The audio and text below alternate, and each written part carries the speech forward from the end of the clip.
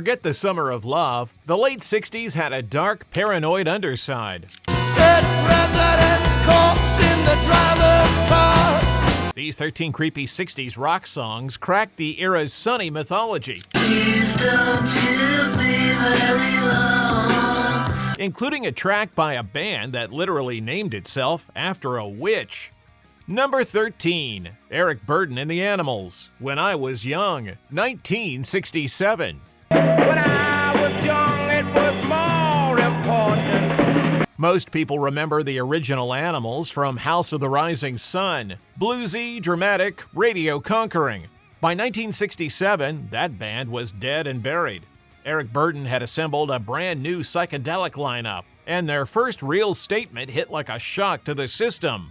When I Was Young opens with a distorted descending whammy bar dive, dropping into a funeral march driven by a hypnotic Eastern-infused guitar and electric violin riff. When I was young, when I was so young. Burdon's voice carries an unsettling weight, the sound of a man watching childhood innocence curdle into disillusionment. The arrangement around him gets heavier, stranger, and fiercely claustrophobic. While 1967 was being sold as peace, love, and flower power, Burdon answered with a bleak, semi-autobiographical confession about hard times, a soldier father, and a fading faith in fellow man.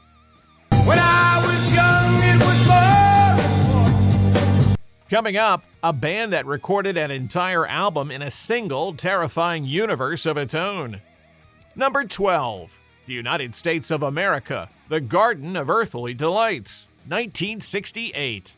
You will find them in her eyes, in her eyes, in her. This band's name sounds like a civics textbook, but the music sounds like the textbook started hallucinating.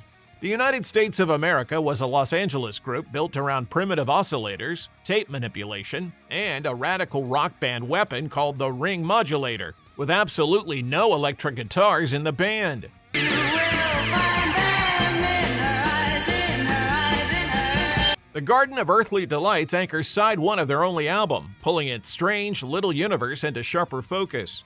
The track has the haunting quality of a dream that starts pleasantly before slowly revealing the exits are locked. Dorothy Moskowitz's cool, precise vocals guide you through electronic bleeps and a heavy reverb-soaked electric harpsichord riff. Columbia had no easy way to market it. The album stalled at number 181 on Billboard, and internal friction destroyed the band within a year.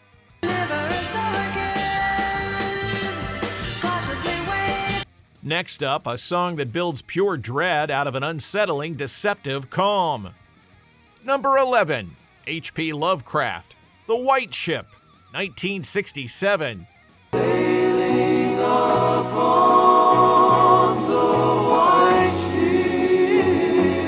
The White Ship takes its name and strange emotional weather from a short story by the horror author who gave this Chicago band their name. It follows Basil Elton, a lighthouse keeper who boards a mysterious phantom vessel and sails into a dream world that feels beautiful, ancient, and impossible to escape.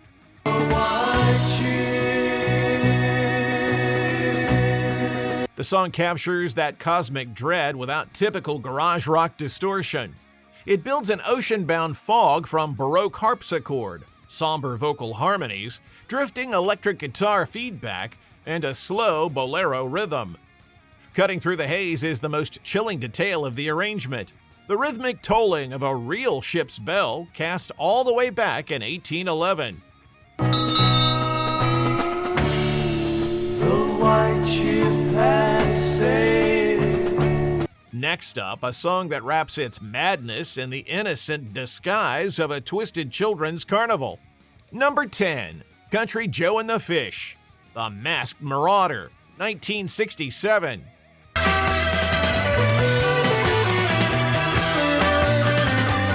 Country Joe McDonald is best known for his I Feel Like I'm Fixin' to Die rag, the anti-war protest song Woodstock turned into an anthem. The Masked Marauder has something different. It is mostly wordless psychedelic instrumental that carries the distinct feeling of a children's bedtime story being told by someone who should not be anywhere near children. It floats on a spacey, trippy waltz before mutating into a bizarre carnivalesque vaudeville march.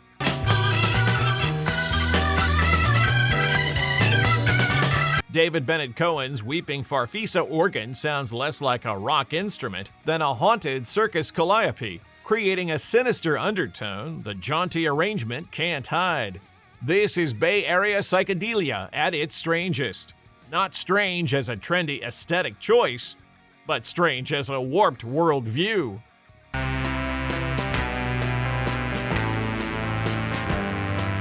Stick around, because we are about to get to a song built around oscillators and a pulse of electricity. No guitars, no ordinary keyboard, just drums, frequency, and paranoia. Number 9, Silver Apples, A Pox on You, 1969. Pox on you. You didn't even try. This band was just two men from New York, Simeon Cox III and Danny Taylor. Simeon built his own instrument, dubbed the Simeon, around vintage audio oscillators, including a World War II-era oscillator found in a Canal Street electronics junk shop.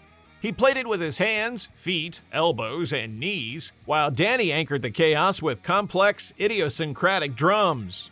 A Pox on You sounds exactly like what you would expect from that description, and also nothing like it. You were so carefree. Oh. The oscillators generate cold, synthetic frequencies that sit right on the edge of musical stability. Simeon delivered an ancient, venomous curse over a groove that feels rhythmic and deeply wrong. Silver Apples barely registered at the end of the decade, but later electronic musicians and crate-digging outsiders heard the blueprint for synth pop, industrial rock, and electronic punk.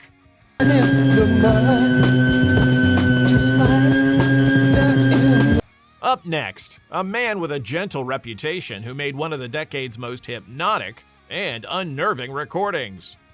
Number 8, Donovan, Hurdy-Gurdy Man, 1968.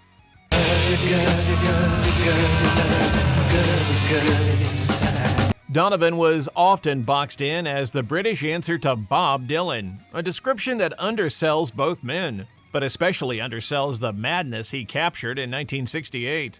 Hurdy-Gurdy Man begins with Donovan's acoustic guitar and the unsettling buzz of an Indian tambora, a gift from George Harrison. Then the heavy electric backing hits, and the whole piece drops into a darker register than people expected from him. His vocals remain calm and meditative, tracing the arrival of an enlightened, singing stranger from some ancient place.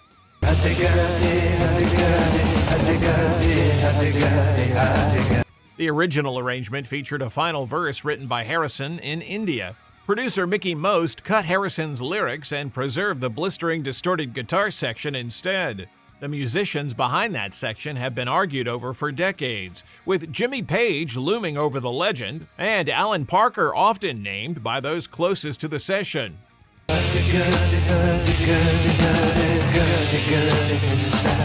Next up, the track that got the Velvet Underground fired from a New York club. Number 7, The Velvet Underground, The Black Angels' Death Song, 1967. Not a ghost-blooded country all covered with sleep with black angels in blue. Not an old Lou Reed and John Cale didn't make music you listened to. They made music you survived. The Black Angels' Death Song delivers its chaos through an unconventional weapon. Reed and Sterling Morrison anchor the track on heavy, down-tuned guitars, while Cale saws away on a screeching electric viola. Sharp, icy bursts of feedback cut through the mix, primarily from Cale hissing into his microphone. Delivers a stream of macabre words hovering between street poetry and pure noise, strung together for their jarring phonetic sounds rather than conventional meaning. There is no chorus, no comfortable structure, and zero commercial compromise. At New York's Cafe Bazaar, the manager warned them not to play it again. Naturally, they opened the next set with it. And up next is the poet who gave himself the name he could never fully escape. Number 6, The Doors, Not to Touch the Earth, 1968. not to touch the earth, not to see the sun. Not to Touch the Earth didn't spawn from thin air. Its opening lines were pulled straight out of The Golden Bough, James Frazer's turn-of-the-century study of myth, ritual, magic, religion, and ancient taboos. Jim Morrison doesn't sing these words so much as incant them. When he spits out dead president's corpse in the driver's car, it lands with a macabre weight the band seems almost afraid to touch. Robbie Krieger's guitar circles like a vulture, while John Densmore's jazz drumming and Ray Manzarek's distorted Vox Continental organ hold down a center that feels dangerously unstable. Dead president's corpse in the driver's car. The song was meant to sit inside a sprawling 17-minute theatrical epic called Celebration of the Lizard. After failed attempts to capture the full suite, the band abandoned the monster, leaving this terrifying 4-minute fragment as the piece strong enough to survive. Run with me. Next, a song born in a fog, literally, and it has never sounded like anything else since. Number 5, The Beatles, Blue Jay Way, 1967. Please don't you be very long. George Harrison wrote this in a rented Hollywood Hills home, waiting for Beatles press officer Derek Taylor, who was hopelessly lost in a dense Los Angeles fog. That is the entire premise. A jet-lagged man fighting off sleep, pleading with his friend not to be long.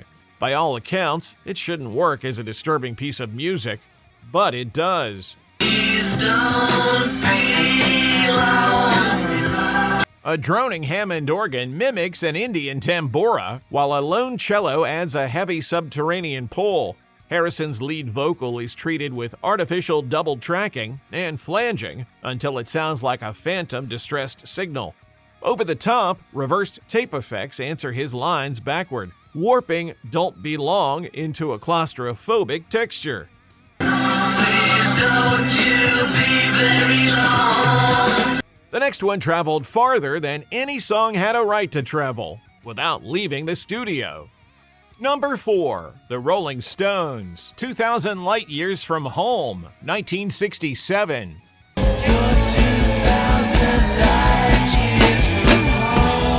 Brian Jones was already starting to come apart by the time their Satanic Majesty's Request was recorded, and 2,000 Light Years from Home sounds like it was transmitted directly from wherever he had gone. Jones' icy mellotron strings and Bill Wyman's eerie oscillator carry the main texture, evoking a deep space nightmare. Mick Jagger's vocal is mixed low, almost incidental. Not a choice anyone makes with Jagger's voice, unless the cold atmosphere matters more than the singer. You're 2,000 light years from home. The song does not build toward a conventional rock release. It floats in permanent distance, freezing, and completely uninterested in comfort. There is a loneliness here that has nothing to do with missing another person. It is the loneliness of looking at a clear sky and understanding something about cold, massive scale that you can never unlearn.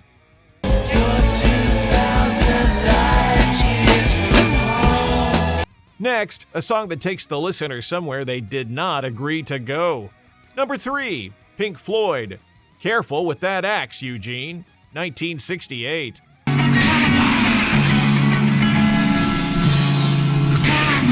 For the first 90 seconds, almost nothing happens. That's the point. Nick Mason's cymbals tap, Richard Wright's organ hangs in the air.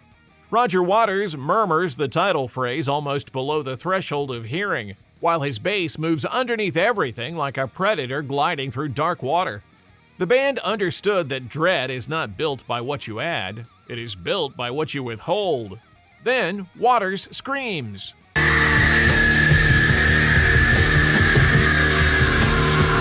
It sounds less like a performed scream than pressure rupturing under the track after 90 seconds of restraint. When David Gilmour's guitar and the rest of the band crash in behind it, all that quiet patience turns into a burst of violence the listener isn't ready for. Syd Barrett was completely gone by the time this was recorded at Abbey Road in late 1968. The band was entering a darker era without him. They knew it, and the music knew it too.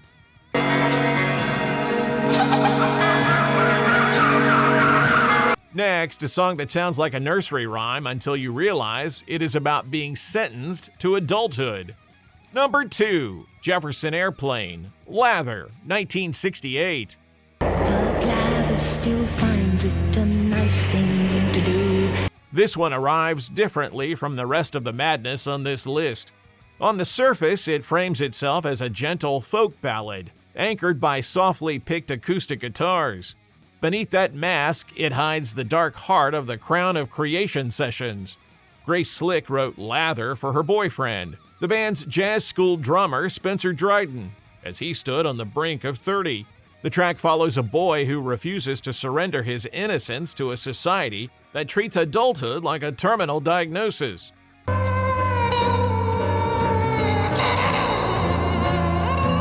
The band litters the delicate arrangement with audio horrors, the frantic clacking of a typewriter, exploding tank shells, and a disembodied voice deadpanning a choice between backgammon and Harry Carey.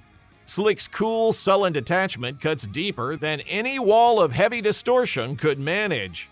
Oh, Lather's productive, you know, he produces the fun. And at number 1, a track called Black Sabbath, before the legendary British band had even released a record.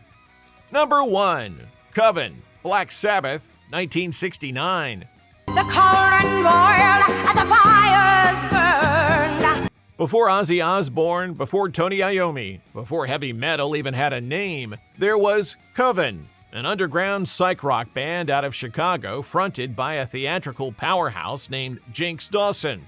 In 1969, they released their debut album, Witchcraft Destroys Minds and Reaps Souls. The opening track was a bluesy, ritualistic piece called Black Sabbath.